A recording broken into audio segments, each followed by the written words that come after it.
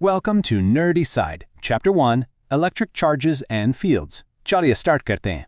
इस चैप्टर में हम इलेक्ट्रोस्टैटिक्स के बिल्कुल बेसिक से शुरुआत करेंगे, फिर इलेक्ट्रिक चार्जेस की प्रॉपर्टीज को समझेंगे, उसके बाद सबसे इंपॉर्टेंट कूलॉम्स लॉ, और फाइनली कॉम्प्लेक्स न्यूमेरिकल्स को टैकल करने के लिए सुपरपोजिशन प्रिंसिपल को कवर करेंगे। एकदम एग्जाम ओरिएंटेड अप्रोच रहेगी। तो सबसे पहले इलेक्ट्रिक चार्ज आखिर है क्या? ये किसी भी मैटर की एक फंडामेंटल प्रॉपर्टी होती है। जब भी आप किसी मटेरियल को इलेक्ट्रोमैग्नेटिक फील्ड में रखते हैं तो उस पर एक फोर्स लगता है, राइट? और वो फोर्स इसी चार्ज की वजह से होता है। इसका फिजिकल इंट्यूशन बहुत सिंपल है। नॉर्मली सॉलिड मैटर न्यूट्रल होता है, पर जब इलेक्ट्रॉन्स एक बॉडी से दूसरी बॉडी में ट्रांसफर होते हैं तो मैटर चार्ज एक्वायर कर लेता है। जो बॉडी इलेक्ट्रॉन्स लूज करती है वो पॉजिटिव बन जाती है, और जो इलेक्ट्रॉन्स गेन करती है वो नेगेटिव चार्ज एक्वायर कर लेती है। अब पोलैरिटी ऑफ चार्ज का एक गोल्डन रूल समझते हैं। रूल एकदम डायरेक्ट है। लाइक चार्जेस हमेशा एक दूसरे को रिपेल करते हैं और अनलाइक चार्जेस हमेशा अट्रैक्ट करते हैं। यानी अगर दो पॉजिटिव या दो नेगेटिव चार्जेस पास आएंगे तो वो एक दूसरे से दूर भागेंगे, पर अगर एक पॉजिटिव और एक नेगेटिव चार्ज होगा तो वो एक दूसरे की तरफ अट्रैक्ट होंगे। ये सिंपल फैक्ट पूरी इलेक्ट्रोस्टैटिक्स का फाउंडेशन है। अब मटेरियल्स के बेसिक इलेक्ट्रिकल बिहेवियर को देखते हैं। कंडक्टर्स वो मटेरियल्स होते हैं जो इलेक्ट्रिसिटी को अपने अंदर से इजीली पास होने देते हैं, जैसे अपने मेटल्स हो गए, अर्थ या अपनी खुद की ह्यूमन बॉडी। ऐसा इसलिए क्योंकि इनमें फ्री इलेक्ट्रॉन्स होते हैं जो आराम से मूव कर सकते हैं। वहीं दूसरी तरफ आते हैं इंसुलेटर्स, जैसे ग्लास, प्लास्टिक और नायलॉन। ये इलेक्ट्रिसिटी के पैसेज को हाई रेजिस्टेंस देते हैं। इन पर अगर कोई चार्ज आता है तो वो मूव नहीं करता, बल्कि उसी स्पेसिफिक जगह पर लॉक्ड रहता है। चार्जेस की दो सबसे बेसिक और इंपॉर्टेंट प्रॉपर्टीज पे फोकस करते हैं। पहला है एडिटिविटी। किसी भी सिस्टम का टोटल चार्ज उसमें मौजूद इंडिविजुअल चार्जेस का अलजेब्रिक सम होता है। मतलब चार्जेस को आप नॉर्मल रियल नंबर्स की तरह ऐड कर सकते हो, बस उनके पॉजिटिव और नेगेटिव साइंस का ध्यान रखना पड़ेगा। दूसरी प्रॉपर्टी है कॉन्जर्वेशन। एक आइसोलेटेड सिस्टम का नेट चार्ज ना तो कभी क्रिएट हो सकता है और ना ही डिस्ट्रॉय। अगर कोई रिएक्शन होता है तो चार्ज सिर्फ ट्रांसफर होगा, पर टोटल सिस्टम का ओवरऑल चार्ज पहले जितना ही रहेगा। अब इस चैप्टर के सबसे क्रिटिकल कॉन्सेप्ट पर आते हैं, क्वांटाइजेशन ऑफ चार्ज। फॉर्मूला आपके सामने है, Q इक्वल्स टू NE। यहाँ N एक इंटीजर है और E इलेक्ट्रॉन या प्रोटॉन का बेसिक चार्ज यूनिट है। इसका मतलब चार्ज हमेशा डिस्क्रीट पैकेट्स में एग्जिस्ट करता है। वो फ्रैक्शंस में ट्रांसफर नहीं हो सकता, यानी आधा इलेक्ट्रॉन या 1.5 इलेक्ट्रॉन कभी मूव नहीं कर सकता।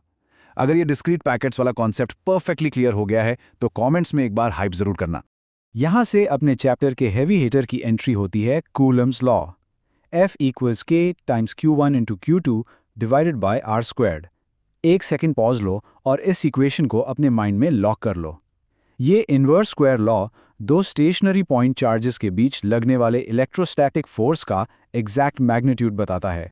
चलो इस फॉर्मूला के वेरिएबल्स को जल्दी से डिकोड करते हैं। Q1 और Q2 अपने पॉइंट चार्जेस हैं जिनका यूनिट कूलम्स होता है।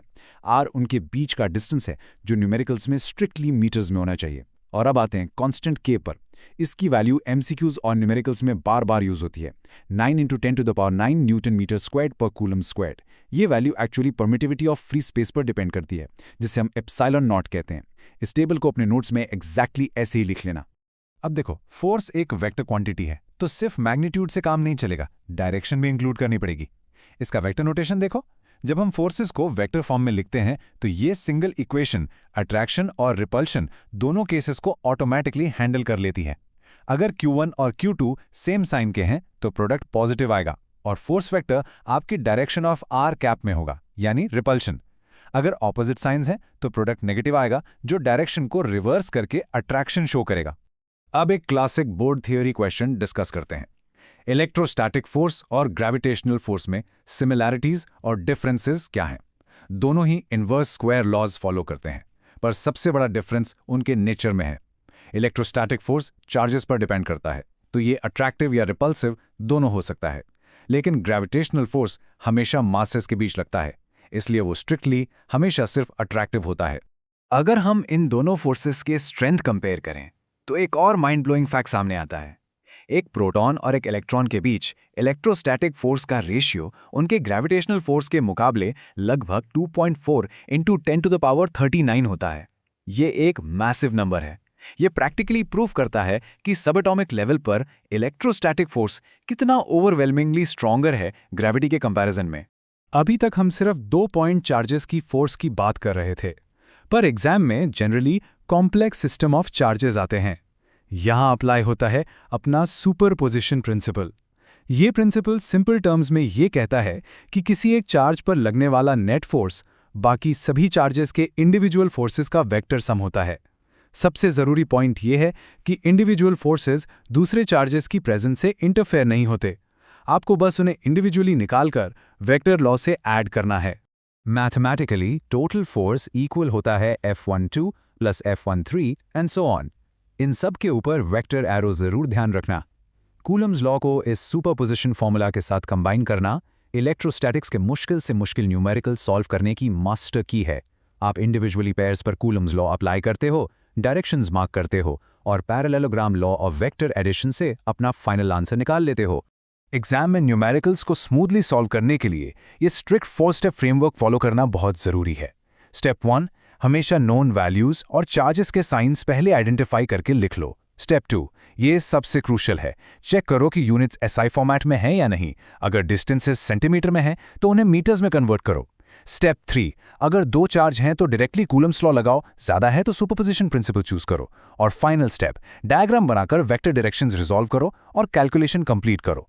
इस फ्रेमवर्क को सीधा अपने रफ नोट्स में ऐड कर लो। अब वो गलतियां देखते हैं जहां स्टूडेंट्स सबसे ज़्यादा मार्क्स लूज करते हैं।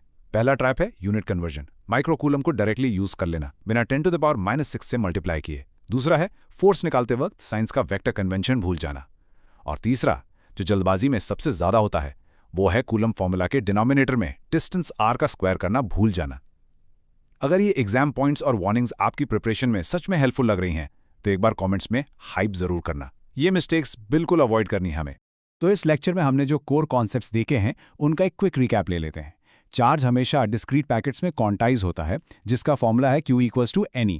2 स्टेशनरी पॉइंट चार्जेस के बीच लगने वाला फोर्स हम डायरेक्टली कूलम्स लॉ से निकालते हैं। और एंड में जब मल्टीपल चार्जेस हों तो टोटल फोर्स कैलकुलेट करने के लिए हम सुपरपोजिशन प्रिंसिपल का यूज करते हैं बाय अप्लाइंग वेक्टर एडिशन।